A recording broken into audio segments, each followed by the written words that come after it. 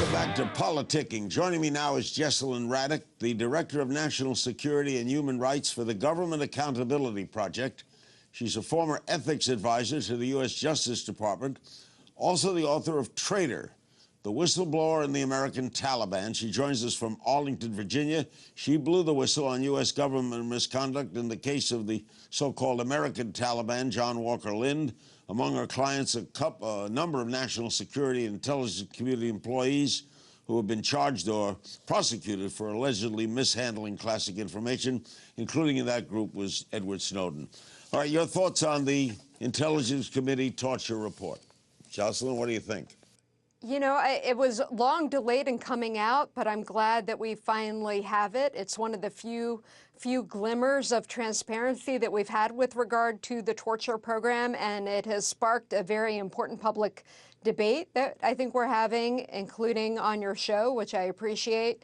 And it has a lot of difficult truths, but I feel it's important that it's out, lest we repeat this kind of dark chapter in American history ever again. Michael Baker, our previous guest, said that the report is fine, but it didn't talk to the other side. It didn't talk to CIA officials and others to get their side of the situation. Your response to that?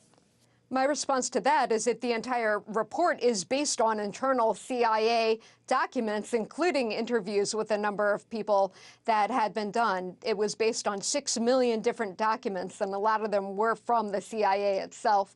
While it did not interview torture victims or people who were on the CIA side, it certainly got their perspective in. Were you surprised by anything in the report?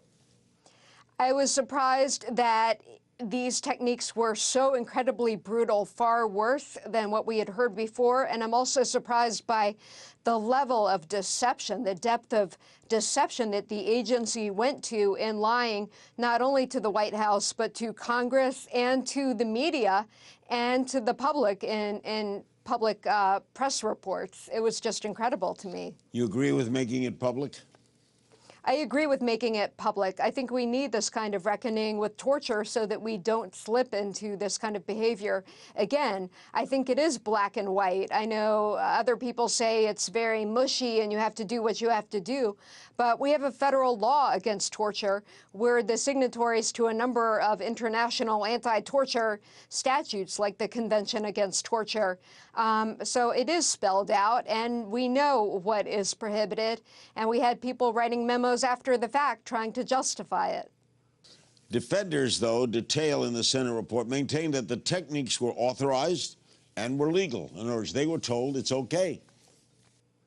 You know, the authorization memos were written years after we captured our first CIA detainee, and they were written years later to retroactively justify conduct we'd already been engaged in. So to say that it was legal is a retroactive application of the law, if you want to consider John Yoo memos to be lawful.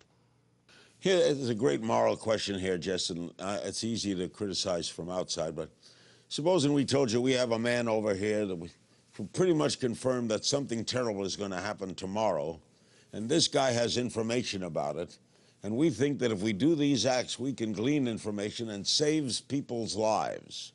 Would you say don't do it? You know, in the ticking time bomb scenario, that has never really happened. For me personally, in an absolute sense, we should not be engaged in torture. A good example of your kind of scenario is that we were told that if this report came out, there would be unrest in the Middle East and lives would be lost. And it's been out for 24 hours, and there has been not a single incidence of that. Do you think this torture gave us any information at all that saved lives? Do you think the use of this has kept some Americans living who would otherwise be dead? No, according to the report and according to a number of people, including actual interrogators, not only did it fail to result in actionable intelligence, but it actually resulted in misinformation and a lot of false confessions to things that people had not really done and plots that were not really undertaken. Down the road, do you think it can endanger Americans? All right, it's been 24 hours, it hasn't, but do you think down the road, can it help enemies in recruiting? You know, I think to the extent it was going to help enemies in recruiting, that's been going on for a long time. It's not a secret that we've engaged in torture. It's something that both the President of the United States and the Attorney General have acknowledged. It's something that even people in the CIA have acknowledged, even though they are trying to rationalize it and say that it was necessary and we did what we had to do. So I don't think it's a big surprise. I think people just didn't realize the level of brutality of these techniques, but I don't think it's going to provoke any kind of retaliation or retaliatory response that wouldn't have already occurred. John McCain has angrily defended the report in opposition to fellow Republicans. What do you make of the Republican opposition to it? I think the Republican opposition to the report, coming from people like former directors of the CIA, like Michael Hayden and George Tenet, Steve Kappas and McLaughlin, that is totally predictable. And the people who are criticizing this report are people who have a vested interest in keeping it secret because they were complicit in orchestrating, architecting, implementing and defending this program and then covering it up. Tell me briefly how your life intersected with the American Taliban, John Walker Lind. I was the ethics advisor at the Justice Department who had advised that he could not be interrogated without counsel and also could not be tortured. When evidence that I gave was withheld from the court in contravention of a federal court discovery order, I ended up blowing the whistle and making that information public. And for doing that, even though the information was completely unclassified, I was referred to the state bars, in which I'm licensed as an attorney. I was put under one of the first federal criminal leak investigations, and I was put on the no-fly list. And where are you now? Right now, the bar charges and criminal charges were all dropped, and I'm able to fly again. And right now, I'm representing whistleblowers because I know exactly what they go through, especially whistleblowers in the national security and intelligence sectors, which don't enjoy the same whistleblower protections that other federal employees do. What's the latest with Edward Snowden? Edward Snowden is doing fine. He's living happily in Moscow right now. His long-term girlfriend, Lindsay Mills, is living with him, and he has a 3-year residency in Russia. So I think that's where he'll be for the foreseeable future, barring other asylum offers from other countries that may be more palatable. Will he ever come back to this country? I think he would love to come back to this country. In fact, I know he would. I don't see that happening within the next 4 years or even the next decade. I think it's going to take quite a while. I look at the Snowden case more as a long-distance marathon than a sprint because of how politicized the case has been. Michael Baker used an example discussing Obama, who has reacted in agreement with this report. Obama uses drones, which kills people immediately. That's okay, but it's not okay to torture them and keep them living. How do you react to that dichotomy? Yeah, unfortunately, drones have become a replacement for torture for President Obama. We don't torture people anymore, but we drone them. We play prosecutor, judge, jury, and executioner of anyone on the planet. And I think both the torture program and the drone program suffer from completely denying any sort of due process to its victims and end up resulting in a lot of innocent deaths or cruel, inhuman, and degrading treatment. Is Obama therefore hypocritical in this regard? I think in this regard, President Obama has been very hypocritical when it comes to torture and to drones and to transparency in general, especially in terms of freedom of the press, but also in terms of Eighth Amendment cruel and unusual behavior that we have a constitutional right against, as well as due process rights that are found in the Constitution. Are you saying, Jesselyn, that there's never a case when a government like ours should ever, ever act in any way that might be considered reprehensible in defense of prevention of loss of life? You know, Larry, I think our country is better than that. I think our country is better than resorting to torture, which has been shown not to work, better than resorting to droning people, which has killed hundreds and hundreds, even thousands of innocent civilians.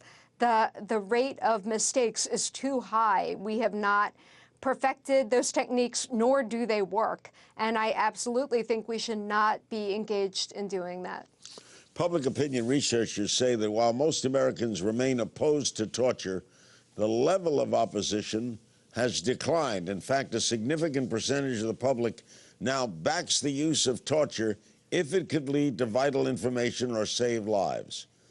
What do you attribute this apparent shift in America's moral compass? I attribute that shift in America's moral compass to the fact that we've normalized torture. We have shows like Homeland and 24 where it's shown over and over again that torture works, which is completely belied by the more than 6,000-page torture report, which shows over and over again, example by example, why it does not work and why it's actually counterproductive in producing wrong, improper, false information. I know you're not a psychologist. Can you understand why otherwise decent, good people, family people, would, as police officers, might choke a person when, in fact, they're not mean, they're not violent, but in certain cases react with hostile effect? You know, I can't get into the psychology of it, but there seems to be a mentality almost that takes over. I think there's comfort in numbers when you have a number of other like-minded, for example, police officers who view minority populations in a certain kind of way. I think there's sort of a groupthink mentality that can occur in a lot of institutionalized law enforcement groups, whether at the agency level in the federal government or at the local level. And we can see that in the torture program. We can see it in the failure to indict in the Michael Brown and especially in the Eric Garner case. George Tenet is a guest this Sunday on 60 Minutes. They released a quick advance of the interview in which he says that he never watched any of this going on, and he said he didn't have to watch it to know that it produced results. Do you think if the heads of the CIA back in the confines of McLean, Virginia, would have watched it, it might have changed? I think it might have changed minds. According to the torture report, a lot of the people who were later interviewed about it expressed a great deal of personal anguish and discomfort with what happened, even apparently while they were in the room. So I think it would have maybe produced a different result. But based on the report, I think it could have only helped. Tenet and a number of his colleagues have, like I said, a vested interest in defending this program and keeping it secret, which they've tried very hard to do. And now that the torture report has been published, they are still being given plenty of broadcast time, plenty of time on TV and radio programs to defend this, which is really amazing to me, given how damning the report is. Jesselyn, thanks so much for joining us. Thank you so much, Larry. Jesselyn Radack, thanks to you, too, for joining me on Politicking. Remember, I want to hear from you. What do you think of the Senate Intelligence Committee's torture report? Sound off and join the conversation on my Facebook page. Share your thoughts on Twitter by tweeting at King's Things and using the Politicking hashtag. That's all for this week's Politicking.